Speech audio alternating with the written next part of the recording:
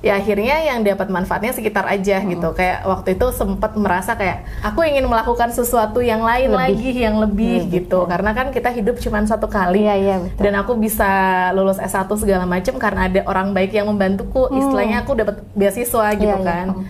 Jadi kayak yang momen itu yang akhirnya kayak membuat aku yakin untuk resign gitu. Di dunia bisnis salah satu yang penting menurut aku adalah support system dari orang terdekat itu juga gitu.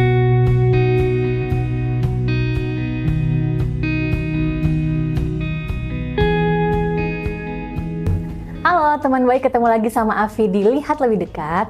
Hari ini di sebelah saya ada seorang entrepreneur muda, perempuan juga. Namanya Teh Dini.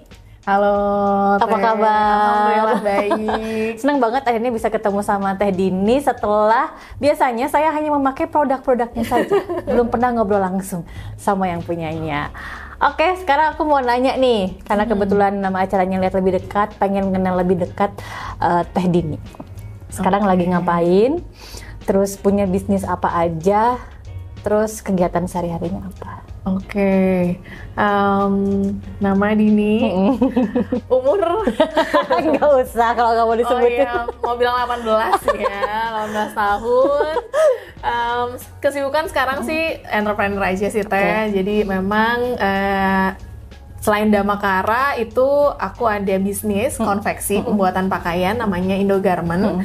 Lalu ada juga di makanan. Cuman kebetulan aku sama suami kita couplepreneur. Jadi kalau yang makanan memang lebih banyak suami yang in charge di sana. Sejak kapan sih Dini terjun ke dunia bisnis gitu? Kalau bisnis sebenarnya kalau jualannya ya, jualan tuh aku suka dari SD sebenarnya. Cuman ya udah jualan-jualan gitu. Jualan apa aja tuh waktu SD? Waktu SD jualan snack. Jadi waktu pagi aku SD, siangnya madrasah. Di madrasah tuh nggak ada yang jual snack gitu. Jadi kayak yang padahal kan kita sebagai anak kecil suka jajan gitu kan. Jadi akhirnya aku ya udah bawa snack tuh ke sekolah. Melihat peluang itu ya. Terus SMA, kuliah juga jualan. Terus akhirnya aku sempat kerja sebenarnya selesai S1 sempat kerja. Long story akhirnya ketemu sama yang sekarang jadi suamiku. Terus kayak ngerasa salah satu hal yang bisa aku lakukan lebih banyak adalah dengan berwirausaha. Yang akhirnya waktu itu aku resign dan pindah ke Bandung, ambil sekolah lagi, dan akhirnya kita sama-sama bangun bisnis bareng-bareng. Tadi ada brand Damakara. Ini kain-kain Damakara yang teman baik bisa lihat.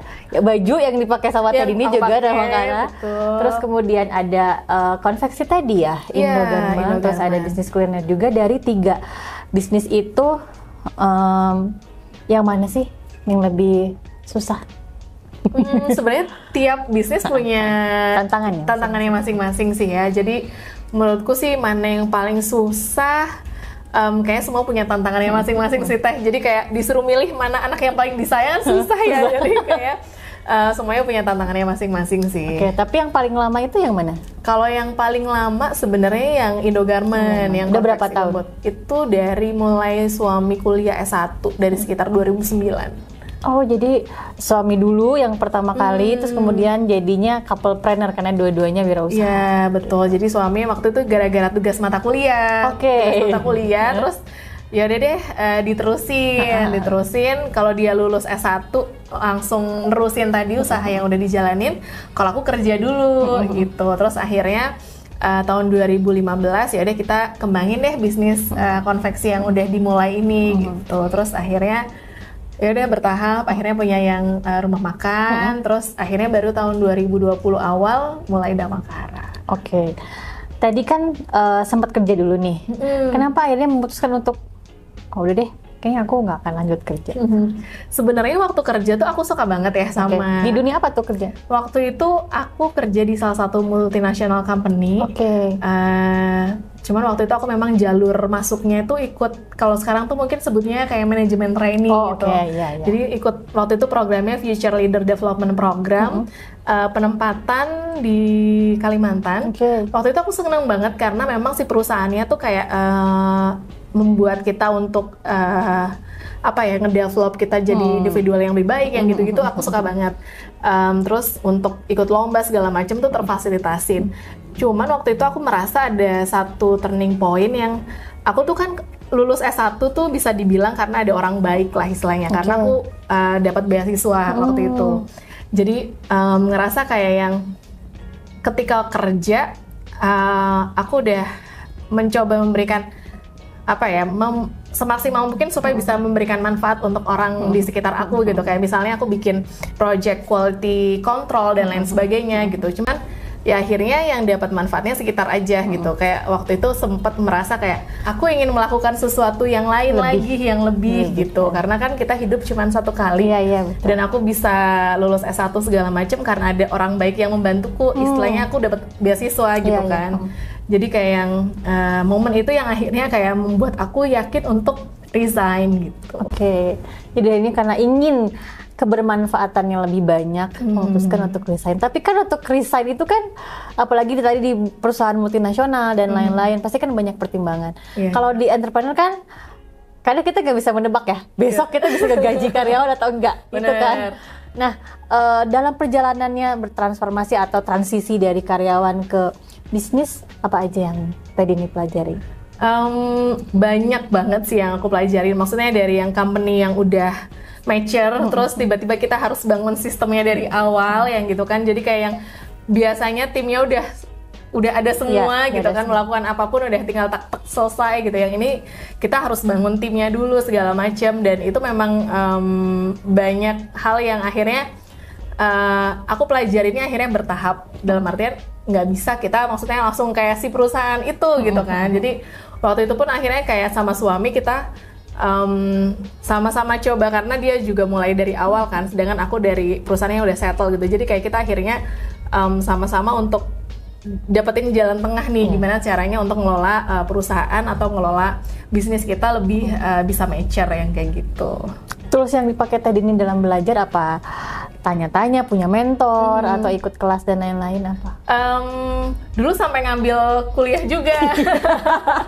Jadi sempat ngambil kuliah bisnis juga waktu itu. Terus mentor karena menurut aku juga itu hal yang penting sih. Maksudnya kita di dunia yang kalau ada mentor, ada teman sharing yang sudah dia lebih senior, lebih dulu, itu kan kita bisa dapat banyak pelajaran yang kalau ini diterapin di bisnis kayaknya bisa deh gitu. Jadi akhirnya banyak hal yang kita bisa pelajarin dari sekitar kita sih.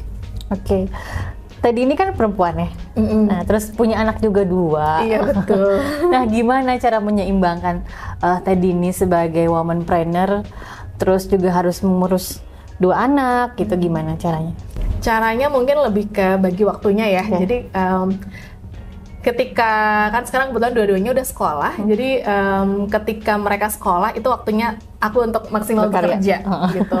Jadi ketika ketika mereka udah waktunya pulang sekolah, aku harus jemput dia. Jadi aku udah jadi ibu lagi gitu. Terus ketika aku udah mengantar mereka ke sekolah, aku mencoba maksimal untuk berkarya di situ gitu. Jadi makanya biasanya kalau misalnya teman-teman ngajak meeting atau ngajak ketemu, biasanya aku lebih prefernya di jam anak sekolah, karena di waktu itu aku udah kayak memberikan prioritas aku ketika mereka sekolah adalah aku bekerja seperti itu. Terus untungnya juga ada support system dari pasangan juga sih. Nggak memungkiri aku sebagai seorang perempuan atau sebagai istri di dunia bisnis, salah satu yang penting menurut aku adalah support system dari orang terdekat itu juga gitu. Jadi kayak misalnya aku lagi ikut kayak ada pelatihan yang bagus gitu di Jakarta, terus itu anak-anak harus sekolah, biasanya aku boleh nggak ikut ini gitu. Oh ya udah ikut aja gitu. Jadi akhirnya tugas mengantar jemput anak-anak ke suami yang seperti itu. Seneng ya dapat dukungan penuh dari keluarga, karena itu nggak sih yang penting ya buat seorang perempuan di bisnis ya. Benar. Nah tadi tuh yang sering diulang-ulang sama Teh Dini adalah kebermanfaatan yang lebih. Dan itu mungkin diterapkan di brand yang baru lahir 2020 ini ya, Damakara ini ya. Apa sih kebermanfaatan yang Teh Dini tanamkan atau menjadi core value dari Damakara? Ya, jadi sebenarnya waktu itu melihat bahwa waktu awal buat Damakara kan, karena kita udah punya tempat produksi pakaian dan lain sebagainya, waktu itu ngelihatnya adalah pengen deh melakukan hal lebihnya. Waktu itu akhirnya sempat nyari-nyari riset juga sih, kayak nyari-nyari riset. Terus waktu itu dapatlah sebuah website namanya Iris Grace. Jadi ada anak dari UK, dari Inggris, dia memiliki keterbatasan, memiliki keistimewaan lah ya, dia autism. Tapi ternyata orang tuanya yang awalnya cuman kasih terapi untuk supaya dia berekspresi, itu ternyata hasilnya luar biasa. Dan dari situ kayak akhirnya melihat di Indonesia sendiri seperti apa ya gitu, karena di sana kan karya anak-anak istimewa itu udah punya ruang gitu. Di Indonesia seperti apa? Terus ternyata dapat sebuah penelitian yang menyebutkan bahwa jumlah anak autism itu bisa jadi di Indonesia tuh lebih dari yang sudah terdata. Karena masih ada masyarakat di tradisional tuh yang menganggap autism ataupun anak ABK ini adalah sebagai aib gitu. Jadi kayak pengen deh bikin sebuah brand yang memang kita bisa memberikan ruang bagi mereka untuk bisa berkarya, atau karya-karya mereka ini bisa diterima dengan baik gitu. Akhirnya dari situ kayaknya akhirnya udah deh bikin Damakara gitu. Damakara itu artinya apa sih? Damakara ini jawaban jujur atau jawaban jadi kalau sebenarnya dulu awalnya tuh karena singkatan nama anak aku sih, ada Mira Maika sama Kana Rania. Cuman ternyata waktu itu ketemu sama seorang teman, jadi Damakara tuh ternyata artinya cukup dalam. Jadi Dhamma itu artinya kebaikan atau kebajikan, dan Kara tuh dari filosofi kelapa, dimana kalau kelapa itu daunnya, batangnya, buahnya, airnya itu semuanya bisa bermanfaat gitu. Aduh, aku merinding tadi. Jadi pengen Dalam jadi banget, brand yang bisa membawa kebaikan dan kebermanfaatan bagi banyak orang. Oke. Kan sebuah brand yang punya core value yang kuat, apalagi tadi buat kebaikan dan lain-lain, mungkin orang tuh jadi, oh ini brand terlalu berat banget ya gitu. Sementara kasarnya berbisnisnya pakai hati banget gitu.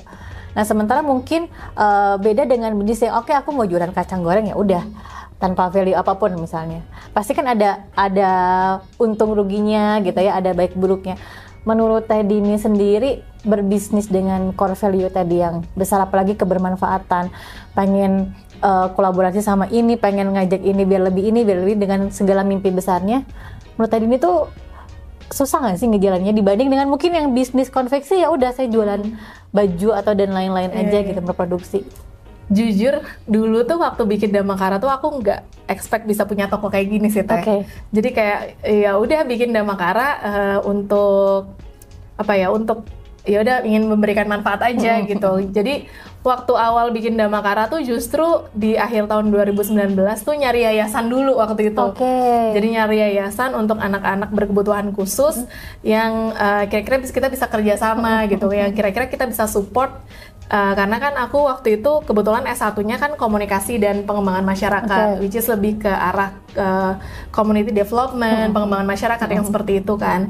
Dan aku melihat program-program community development tuh kadang cuman ya udah asal program, beres program udahan gitu kan. Nah, waktu itu aku mikirnya adalah ini harus simultan, dan sedangkan aku nggak punya background untuk pendidikan terhadap anak-anak berkebutuhan khusus, dan aku melihat di situ harus ada profesional yang bisa mensupport niat kita buat Damakara gitu, yang akhirnya ketemulah sama Our Dream Indonesia waktu itu, waktu awal Damakara buat.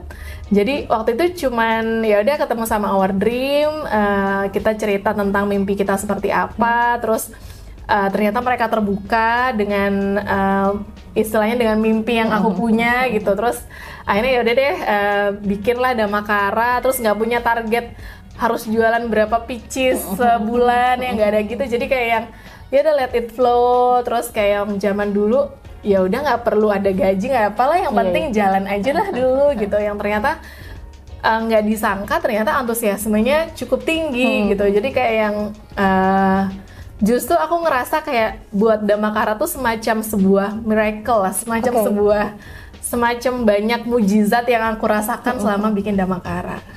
Apa aja mukjizatnya? Kayak misalnya tiba-tiba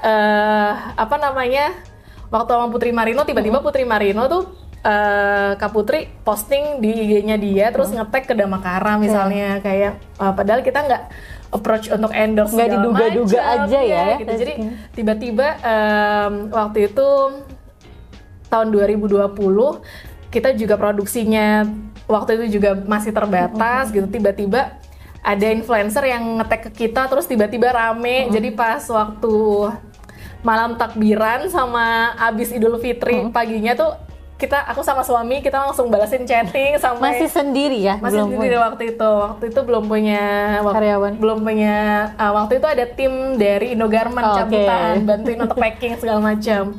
Cuman kalau untuk karyawan waktu itu belum ada. Jadi kayak aku sama suami chatnya lagi banyak banget, tiba-tiba ada influencer yang nge-tag ke kita, terus langsung rame kan DM sama WA. Terus waktu itu ya udah suami pegang WA, aku pegang DM balesin satu-satu gitu. Jadi kayak yang nggak diduga-duga sih, banyak hal yang mujizat yang akhirnya kita ngerasa kayak matematika manusia tuh ternyata beda ya sama matematika dari sang pencipta gitu.